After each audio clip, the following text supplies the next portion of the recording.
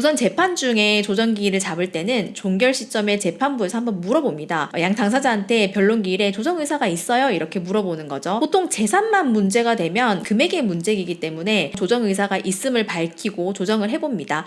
서로 양육권을 가지겠다고 하는 경우나 이혼 자체에 대한 다툼이 있는 경우에는 사실 조정 자체가 좀 어렵기 때문에 조정 의사가 없다고 하고 바로 선고기일을 잡는 경우가 더 많죠. 그런데 조정 가능성이 그래도 좀 있어서 조정기일을 잡아주는 경우에는 조정 하한선을 정해올 것을 안내드립니다. 최대한 양보를 했을 때 조정 의사가 있는 금액을 얘기하는 겁니다. 예를 들어서 나는 곧 죽어도 1억은 받아야겠다 하는 것과 같은 하한선을 말하는 건데요. 그럼 당사자가 얘기하는 이 1억이 판결로 나올 수 있는 금액인지 여부에 대해서 또 제가 별도로 검토를 해보는 거죠. 판결을 받아도 1억은 힘들 것 같다 하면 당사자를 좀 설득하거나 의논을 해서 1억 원보다 더 낮을 가능성에 대해서도 얘기를 좀 해보는 겁니다. 반대로 판결을 받았을 때도 1억은 우리가 충분히 받을 수 있다 하면 1억보다 조금 더 높은 금액 가지고 들어가 볼까요? 하고 또 금액을 의논하기도 하죠. 어쨌든 이런 과정을 통해서 조정에 가지고 갈 조정안을 만듭니다. 그리고 조정의 특성상 일반적인 판결문에 들어가는 내용 이외에 조정에 반영하고 싶은 부분이 있는지를 한 번 더 확인하는데요. 예를 들어서 양육비와 관련해서는 아이들의 성장 정도에 따라서 양육비 변경에 대한 내용을 만들어 갈 수도 있고요. 내가 재산 분할을 해줘야 되는 입장이면 금액은 어느 정도 맞춰주되 대신 양해를 구하고 재산 분할 금원을 지급하는 시점을 좀 뒤로 미룰 수도 있습니다. 판결문을 통해서 결과를 얻는 경우에는 사실 반영시키기 어려운 내용들이거든요.